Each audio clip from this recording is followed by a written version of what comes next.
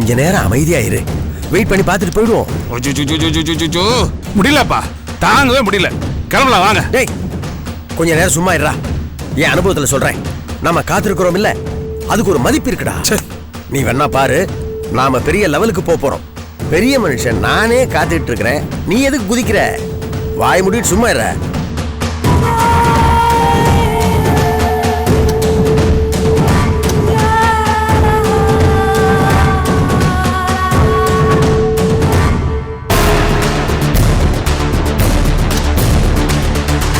Mister Murali,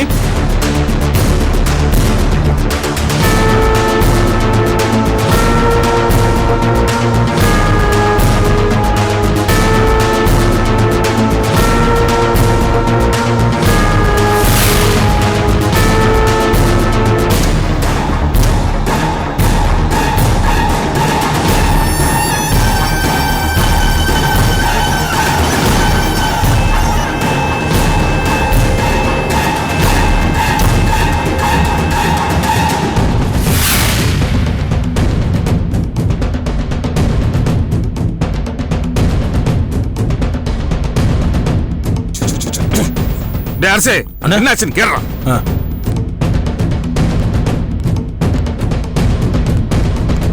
madam, மணி sir எப்ப பார்க்க முடியும்?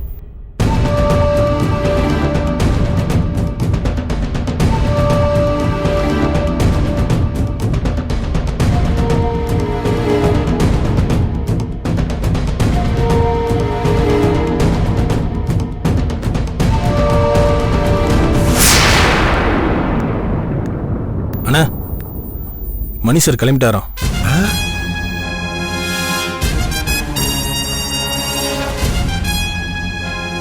எப்படிரா? நம்ம இங்கே தானே உட்காந்துட்டு இருந்தோம். நம்மள தாண்டி எப்படிரா போனா? இல்லைண்ணா, அவருக்கு ஏதோ அர்ஜென்ட்டாக மீட்டிங் இருந்துச்சான். அதான் லிஃப்ட் மூலியமா கார் பார்க்கிங் வழியாக போயிட்டாராம். இதுதான் நான் அப்பவே சொன்னேன், வெயிட் பண்ண வேண்டான்னு. கேட்டியா? நம்மள தேவடிக்காக வச்சுட்டு அவன் கிளம்பி போயிட்டான். சரி விடுறா. இன்னைக்கு நாம கொடுத்து வச்சது அவ்வளவுதான். நாளைக்கு வந்து பாப்போம். நாளைக்கு அவன் அப்படிதான் பண்ணுவான். அவன் வேணும்னே இல்ல, நம்மள வேண்டான்னு பண்றான். அவன் அவமானப்படுத்த நினைக்கிறான். நமக்கு இந்த பிசினஸும் வேணாம், ஒரு மண்ணும் வேணாம். டேய், அவசரப்பட்டு இப்படி எல்லாம் வார்த்தை விடாதடா. ஒரு நல்ல விஷயம் நடக்க போகுதுன்னா காத்திருக்கிறதுல தப்பே இல்ல. நாளைக்கு இந்த டீல் நல்லபடியா முடியுதா இல்லையான்னு பாரு. என்ன மாதிரி அனுபவத்தை சொல்றது எப்பவும் கரெக்டா தான் இருக்கும். வா பாப்பலாம்.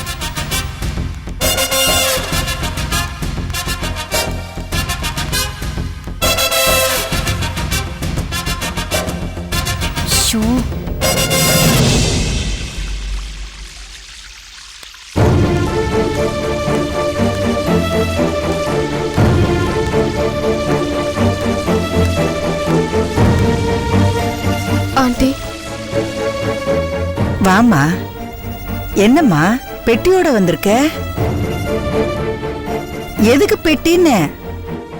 நான் மொத்தமா வந்துட்டேன் ஆண்டி.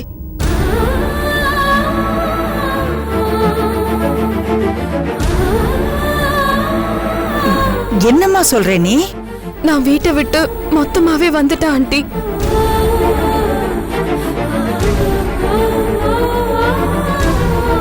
யுகி கிட்ட என்னோட விருப்பத்தை பேசிட்டீங்களா? இன்னும் இல்லம்மா, அதுக்கான சந்தர்ப்பம் இன்னும் அமையல. இன்னைக்கு நான் பேசிடுறேன். ஆமா, நீ ஏன் இப்படி திடுதுப்புன்னு பெட்டியை தூக்கிட்டு வீட்டை விட்டு வந்த? என்ன நடந்துச்சு? நான் யுகிய விரும்புறது என் அப்பாக்கு பிடிக்கல. எங்க 2 பேரையும் பிரிக்கிறதுக்காக அவர் எதையும் செய்யறதுக்கு தயாராயிட்டாரு. நான் யுகி கூட வேலை செய்யக்கூடாதுன்னு சொன்னாரு. நான் கேட்கல. அதனால இன்னைக்கு ஆபீஸ்க்கு போன் பண்ணி என்னையும் யுகியும் தப்பு தப்பா பேசி என் மானத்தை வாங்கிட்டாரு ஆண்டி. அது தெரிஞ்சதும் எனக்கு ரொம்ப அவமானமா போயிடுச்சு. இன்னைக்கு இப்படி எல்லாம் பண்றவரு நாளைக்கு எனக்கு கட்டாய கல்யாணம் பண்ணாலும் பண்ணிடுவாரு. நாங்க இருக்கிறது சேஃப்டி இல்லைன்னு தோணுச்சு. அதான் கிளம்பி வந்துட்டேன். உன்னோட பயம் எனக்கு புரியுதுமா.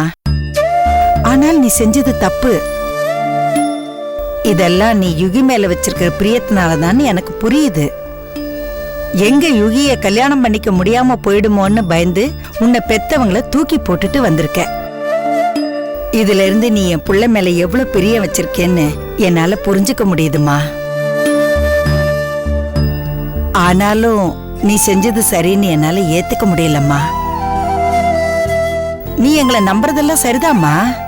அதுக்காக பெத்தவங்கள தூக்கி போட்டுட்டு வர்றது சரியில்லை. அதுக்கு நான் சப்போர்ட் பண்ணவும் மாட்டேன். என்னடா இப்படி பேசுறாளேன்னு நினைக்காத. நான் உன்னோட நல்லதுக்கு தான் சொல்றேன். எத்தனை பிரச்சனை எவ்வளவு கஷ்டம் வந்தாலும் பெத்தவங்க கிட்ட கோச்சிக்கிட்டு அடுத்தவங்க வீட்டுக்கு போறது நல்லது இல்லம்மா. அதுவும் கல்யாணம் ஆகாத பொண்ணு கோச்சிக்கிட்டு வீட்டை விட்டு வர்றதே தப்பு. எனக்கும் 2 பொம்பளை பிள்ளைங்க இருக்காங்க. நான் இதை சரின்னு சொல்லிட்டு என்னால பேசிட்டு இருக்க முடியாதுமா. இதுக்கு என்னால சப்போர்ட் பண்ணவும் முடியாது. உன்னால முடிஞ்ச வரைக்கும் பெத்தவங்க கிட்ட உன்னோட பிரியத்தை எடுத்து சொல்லி புரிய வைக்க பாரு. பொறுமையா நீ தான் எடுத்து சொல்லி அவங்க கிட்ட சம்மதத்தை வாங்கணுமே தவிர இப்படி அவசரப்பட்டு வெளியில வந்திருக்க கூடாது வைசாலி. எதுக்குமா கண் கலங்குற? இப்ப நான் என்ன பண்றது ஆண்டி? கோச்சிக்கிட்டு தானே வந்த. ஒன்னும் பிரச்சனை இல்லம்மா. நீ வீட்டுக்கு திரும்பி போ. இல்ல ஆண்டி, நான் திரும்பி போனா அப்பா என்ன கேவலமா பாப்பாரு. திரும்பவும் என்ன சீண்டுவாரு. அதை என்னால தாங்கிக்க முடியாது. அதெல்லாம் இல்லம்மா. எந்த பெத்தவங்களும் தன்னோட பிள்ளைங்கள்லாம் கோச்சிக்கிறத ஒரு பொருட்டாவே எடுத்துக்க மாட்டாங்க. நீ வீட்டுக்கு திரும்பி போனதும் அவங்க சந்தோஷம்தான் படுவாங்க. அப்புறம் இன்னொரு விஷயம், இவ்வளவு நேரம் அவங்க உன்னை எங்க போனேன்னு கேட்டாங்கன்னா இங்க வந்ததா மட்டும் சொல்லிடாத. நீ கோச்சிக்கிட்டு எங்க வீட்டுக்கு வந்தது தெரிஞ்சதுன்னு வச்சுக்கோ, அவங்க சங்கடப்படுவாங்க. இல்ல ஆண்டி, நான் இங்கேயே இருந்துக்கிறேன். நீங்க முடியாதுன்னு சொன்னா நான் வெளியில ஹாஸ்டல்ல எங்கனாவது தங்கிக்கிறேன். நான் வீட்டுக்கு திரும்பி போக மாட்டேன் ஆண்டி. என்னம்மா இது? உன் வீட்டுக்கு திரும்பி போறதுல உனக்கு என்ன கஷ்டம்னு கேக்குறேன். அங்க போனா நான் ரொம்ப கஷ்டப்படுவேன் ஆண்டி. எங்க அப்பாவை பத்தி உங்களுக்கு தெரியாது. அவர் ரொம்ப கிரிமினலா யோசிப்பாரு. என்னையும் யுகியும் பிரிக்க அவர் எந்த எல்லைக்கு வேணாலும் போவாரு. எனக்கே தெரியாம எனக்கு கல்யாண ஏற்பாடு பண்ணாலும் பண்ணிடுவாரு. நீங்களும் யுகி கிட்ட இன்னும் என்ன பத்தி பேசல. என் நிலைமைய நினைச்சா. இத பாருமா, நீ நினைக்கிற மாதிரி இந்த ஒரு நாள்ல எதுவுமே நடந்துராது. நீ கவலைப்படாத. நான் முடிவு பண்ணிட்டேன், நீ தான் இந்த வீட்டுக்கு மருமக.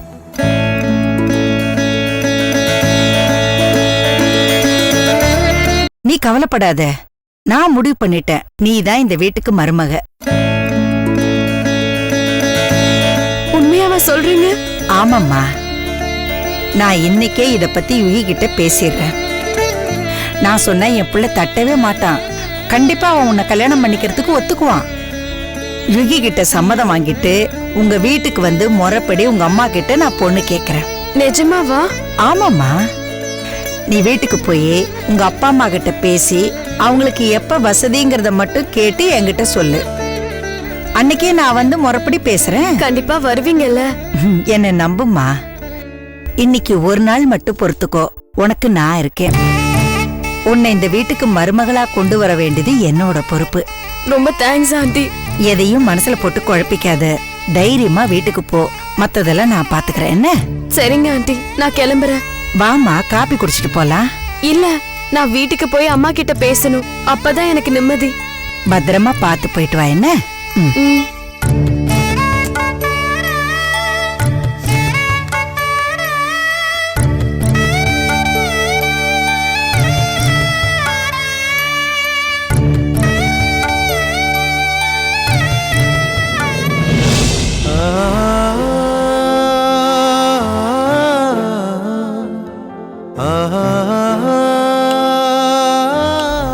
மேடம், நீங்க போய் பார்க்க சொன்னீங்களே பேங்க் மேனேஜர் வெற்றி செல்வன், அவரை போய் பார்த்தேன்.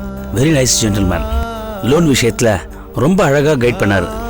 லோன் ப்ராசஸையும் சீக்கிரமே முடிச்சு கொடுத்துறேன்னு சொல்லிருக்காரு. ரொம்ப சந்தோஷம் டாக்டர். அதுக்காக உங்களுக்கு தான் நான் நன்றி சொல்லணும். இதுல என்ன இருக்கு? உங்க ப்ரொபோசல் கிளியரா இருக்கு. நீங்களே நேரா போயிருந்தாலும் இதெல்லாம் ப்ராப்பரா நடந்திருக்கும். உண்மைதான். பட் தெரிஞ்சவங்க சொல்றதுக்கு ஒரு வேல்யூ இருக்குல்ல. அதனால என்னோட தேங்க்ஸை நீங்க அக்செப்ட் பண்ணி தான் ஆகணும். Okay, you are welcome. அப்புறம் மாயா விஷயமா அந்த பையன்கிட்ட பேசிட்டீங்களா? அவர் என்ன சொன்னார்?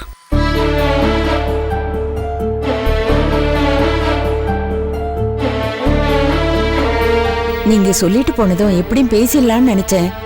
ஆனா சொல்ல முடியாத அளவுக்கு சூழ்நிலை அமைஞ்சு போச்சு. ஏன், என்னாச்சு? நான் பேசலாம்னு நினைச்சப்போ அந்த தம்பிக்கு ஒரு ஃபோன் வந்தது. தம்பி கூட வேலை பார்க்கிற கொலிக்கு ஒருத்தர் பண்ண உதவிக்கு கைமாறா ஏதோ ஹெல்ப் எதிர்பார்த்திருக்காப்ல. அத கேட்டுட்டு ரொம்ப டென்ஷன் ஆகி உதவிங்கிறது மனசார பண்றது, அதுக்கு ஈடா இன்னொன்னு எதிர்பார்க்கறது சுயநலம், அப்படி எதிர்பார்க்கறது அநாகரிகம். இந்த எதிர்பார்ப்போடு தான் நீ ஹெல்ப் பண்ணிருக்கேன்னு தெரிஞ்சிருந்தா அந்த உதவியை நான் அக்செப்ட் பண்ணி இருக்கவே மாட்டேன்னு ரொம்ப கோவமா பேசிட்டாப்ல. ஓ, அத பார்த்து எனக்கே சங்கடமாயிடுச்சு. என் பொண்ணை பத்தி பேசணும்னு நினைக்கிறப்போ அந்த சமயத்திலயா அப்படி ஒரு போன் வரணும்? அதுவும் எனக்கு பொருந்துற மாதிரி.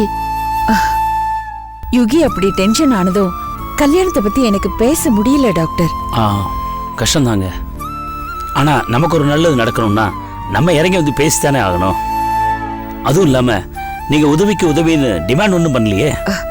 உண்மைதான், உனக்கு லோன் கிடைக்க உதவி பண்ற, அதனால என் பொண்ண கல்யாணம் பண்ணிக்கோன்னு அந்த அடிப்படையில பேசல. என் பொண்ணுக்கு உன்னால மட்டும்தான் ஒரு நல்ல வாழ்க்கையை கொடுக்க முடியும், விருப்பம் இருந்தா சம்மதிக்க முடியுமான்னு ஒரு ரிக்வெஸ்டா தான் கேட்க போனேன். அப்புறம் ஏன் தயங்குனீங்க? ஆனா யுகி அத அந்த சென்ஸ்ல புரிஞ்சுக்கலனா சங்கடமா போயிடும். என்னையும் அந்த ஃப்ரெண்டு மாதிரி நினைச்சு நீங்களும் இந்த எதிர்பார்ப்போடு தான் உதவி பண்ணீங்களான்னு கேட்டுட்டா என்னால தாங்க முடியாது. அதுவும் இல்லாம இது விஷயமா பேசி சகஜமா வரப்போக இருக்கிறதும் கட்டாயிட்டா இவ ரொம்ப டிஸ்டர்ப் ஆயிடுவா. அது வேற பயமா இருந்தது. அதான் இப்ப வேண்டாம், அப்புறம் பாத்துக்கலான்னு விட்டுட்டேன். தப்பு பண்ணிட்டீங்க மேடம். போன்ல பேசுனதையும் உங்க விஷயத்தையும் ஒன்னா போட்டு குழம்பி இருக்க வேணாமே. ஏன்னா அவரோட ஃப்ரெண்டோட மேட்டர் வேற, உங்க விஷயம் வேற. என்னால அப்படி நினைக்க முடியல டாக்டர். யுகி என்ன தப்பா? அப்படி நினைக்க சான்ஸே இல்ல மேடம். நீங்க ஒன்னும் பேரம் பேசலையே, இதுக்கு பதில் இது அப்படின்னு டிமாண்ட் பண்ண போறது இல்லையே. உங்க மனசுக்கு சரின்னு பட்டத, உங்களோட விருப்பத்தை சொல்ல போறீங்க. இது ஒரு டிக்ளரேஷன், தட்ஸ் ஆல். அதுல என்ன தப்பு இருக்கு? அவருக்கு பிடிச்சிருந்தா ஓகே சொல்லட்டும், இல்லன்னா நோன்னு சொல்லட்டும். அது அவரோட விருப்பம். அவர் தப்பா எடுத்துப்பாரோன்னு சொல்ல வேண்டிய விஷயத்த நீங்களா ஏன் தள்ளி போடுறீங்க? இங்க பாருங்க மேடம், சில விஷயத்த யோசிச்சு பண்ணலாம், சில விஷயத்த அப்பவே பண்ணிடணும். ஏன்னா தயக்கத்துல தள்ளி போடுற பல விஷயங்கள் திரும்ப சரி பண்ண முடியாத இழப்பை உண்டாக்கிடும் மேடம். உதாரணத்துக்கு நான் ஒன்னு சொல்றேன். நிலவுல முதல்ல காலடி எடுத்து வச்சது ஆம்ஸ்ட்ராங்னு படிக்கிறோம், அதான் சரித்திரமும் கூட. ஆனா உண்மையிலேயே அந்த பெருமை ஆல்ட்ரினுக்கு தான் சேரணும். ஏன்னா புரோகிராம் படி ஆல்ட்ரின் தான் முதல்ல இறங்கி இருக்கணும். ஆனா நிலாங்கிறது எப்படி இருக்குமோ அப்படின்னு சில நொடி அவர் யோசிச்சதோட விளைவு ஆம்ஸ்ட்ராங் அந்த பெருமையை தட்டிட்டு போயிட்டார். உண்மைதான் டாக்டர், இத நான் கேள்விப்பட்டிருக்கேன். கேள்விப்பட்டு என்ன யூஸ் மேடம்? தடுமாறாம யுகி கிட்ட நீங்க இந்த விஷயத்த பேசிருக்கணும் இல்லையா? ஏதோ ஒரு யோசனையில பேச வேண்டியதை பேசாம விட்டீங்களே. ஒரு நொடி, ஒரு நிமிஷம் தாமதிச்சா கூட அதோட விளைவு ஒரு பெரிய பாதிப்பை உண்டாக்கிடலாம். மாயா விஷயத்தையே எடுத்துக்கோங்க. நீங்க கேட்டு யுகி சம்மதம்னு சொல்லிட்டா அடுத்த நொடியே எல்லாமே சுமூகமா முடிஞ்சிடும் மேடம். கேட்காம விட்டா அதோட பாதிப்பு எப்படி இருக்கும்னு நீங்களும் யோசிக்கணும்ல. ஒருவேளை நீங்க தயக்கத்துல கேட்காம விட்டு அந்த பையனுக்கு வேற இடத்துல கல்யாணம் அமைஞ்சு அதுக்கப்புறம் என்னைக்காவது ஒரு நாள் இந்த விஷயம் அவருக்கு தெரிய வந்து, என்ன மேடம் இதை நீங்க முன்னாடியே சொல்லி இருக்கலாமே, அப்பவே கேட்டிருந்தா நான் இதுக்கு சம்மதிச்சுப்பேனே அப்படின்னு அவர் சொன்னா என்ன யோசிச்சு பாருங்க. ரொம்ப வேதனையா இருக்கும்ல. இப்ப கேட்காம விட்டுட்டு பின்னாடி வருத்தப்படுற மாதிரி ஆயிடக்கூடாது மேடம். அதனாலதான் சொல்றேன், மனசுக்கு சரின்னு பட்டதை அப்பவே கேட்டுருங்க. உண்மைதான். இப்போ யோசிக்கும் போது தயங்காம இதை கேட்டிருக்கலாமோன்னு தோணுது. நீங்க பேசியிருக்கணும் மேடம். வாழ்க்கையில சில விஷயங்கள் தானா கூடி வரும். அதை சரியா பயன்படுத்திக்கிறதுல தான் நம்ம வாழ்க்கையோட வெற்றியே இருக்கு. இத்தனை வருஷத்துல நீங்க எத்தனையோ பேரை சந்திச்சிருப்பீங்க. ஆனா யுகிங்கிறவர் உங்க வாழ்க்கையில ஏன் வரணும்? அவர் கண்ணுல மாயா பட்டு அவருக்கும் மாயாவுக்கும் நடுவுல ஒரு ஃப்ரெண்ட்ஷிப் உருவாகி அவர் சொன்னா மாயா கேட்கிற அளவுக்கு அது நெருக்கமா இருக்கு. அந்த பையனுக்காக வேண்டுதல்லாம் செஞ்சு இந்த அளவுக்கு போகுதுன்னா அதுக்கு பின்னாடி ஏதோ ஒரு பர்பஸ் இருக்குன்னு தானே அர்த்தம். மாயாவை நோக்கி இயற்கையே யுகியை நகர்த்தி கொண்டு வந்திருக்கு. உங்க தயக்கத்தால நீங்க அதை நகர்த்த விடாம பண்ணிடாதீங்க. நான் இவ்வளவு தூரம் ஏன் சொல்றேன்னா, உங்க தயக்கத்தால உங்க பொண்ணுக்கு அமையற நல்ல வாழ்க்கைய மிஸ் பண்ணிடக்கூடாதுன்னு தான். எதுவா இருந்தாலும் சீக்கிரம் கேட்டுருங்க, தள்ளிப்படாதீங்க. ஓகே டாக்டர், இனிமே நான் தயங்க மாட்டேன். இது விஷயமா கண்டிப்பா நான் பேசிடுறேன். குட், அவசியம் பேசுங்க. சில விஷயத்த மனசொட்டு பேசுறது தான் ரொம்ப நல்லது. சரி, கிளினிக் டைம் ஆச்சு, நான் கிளம்புறேன். வாங்க டாக்டர். மாயா, பை மாயா. பாய்.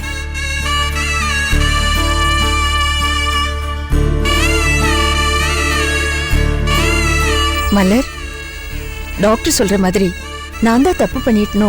ஆமாமா, நீங்க அப்பவே கேட்டிருந்தா ஒரு முடிவு தெரிஞ்சிருக்கும். நீங்களும் நிம்மதியா இருந்திருப்பீங்க. இப்ப எந்த முடிவுக்கும் வர முடியாம கஷ்டப்படுறீங்களே. அந்த நேரத்துல என்னால கேட்க முடியல, எனக்கு சங்கடமா இருந்துச்சு. ஆனா கேட்டுருங்கம்மா, எனக்கு என்னமோ பாப்பா விஷயத்துல நல்லதே நடக்கும்னு தோணுது. தயங்காம பேசிடுங்கம்மா. அடுத்த தடவை யுகி வரும்போது கண்டிப்பா பேசிடுறேன். சரிங்கம்மா.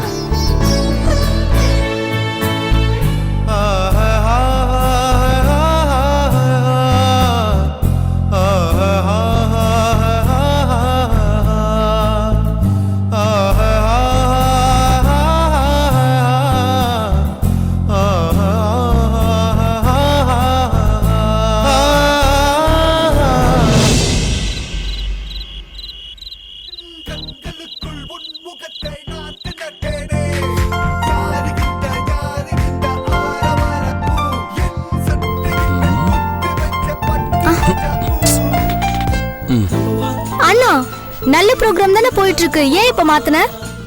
டிவி பார்த்தாலும் நல்ல நாலேஜ் வளர்க்கிற ப்ரோக்ராமா பாரு. சும்மா இந்த மாதிரி ஏடா கூடமா எதையாவது பார்த்து அறிவை மழுங்கடிச்சுக்காத. அதெல்லாம் நான் பெரியவள் ஆனதும் பாத்துக்கிறேன். இப்ப நீ அந்த ப்ரோக்ராம் வெயி. யுகி, முதல்ல டிவி ஆஃப் பண்ண உங்ககிட்ட கொஞ்சம் பேசணும். ஏன், என்னம்மா விஷயம்? அட ஆஃப் பண்ணுப்பா, நான் சொல்றேன்.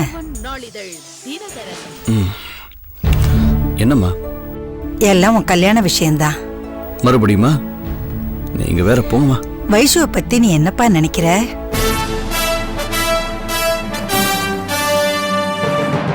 ஏம்மா அவங்கள பத்தி கேக்குறீங்க? சொல்ல. எதையும் சரியா தைரியமா செய்யற பொண்ணு, சின்சியர் ஒர்க்கர், ஸ்ட்ரைட் ஃபார்வர்ட். ஏன்? நான் அதை பத்தி கேட்கலப்பா. அந்த பொண்ணு உன்கிட்ட அன்பா பிரியமா தானே பேசுறா? ஆமா. உனக்கு ஒரு விஷயம் தெரியுமா? அவ உன் உயிரை காப்பாத்துனது கூட உன் மேல இருக்கிற பிரியத்தினாலதான். என்னம்மா சொல்றீங்க? ஆமாப்பா, அந்த பொண்ணு உன் மேல உயிரே வச்சிருக்காப்பா.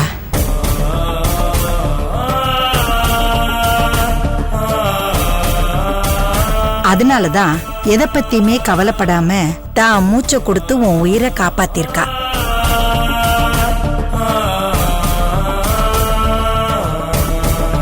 அம்மா, நீங்களா எதையாவது கற்பனை பண்ணி பேசாதீங்க.